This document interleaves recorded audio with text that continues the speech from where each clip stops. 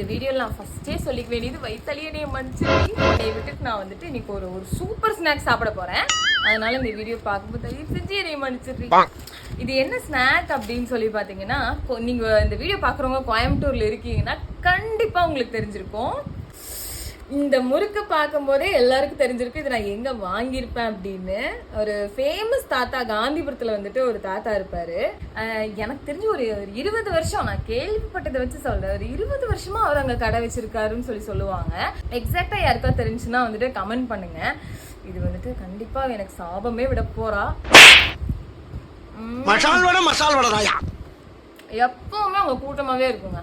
இன்னைக்கு பார்க்கும்போது கூட்டம் கொஞ்சம் கம்மியாக இருந்துச்சு, வாங்கிடும் அப்படின்னு உள்ளே போய் வாங்கிட்டு வந்துட்டேன். ஒன்றும் இல்லை, இந்த முறுக்கில் கொஞ்சம் வெங்காய சட்னி போட்டு வெங்காயத்தை தூவி தருவார்.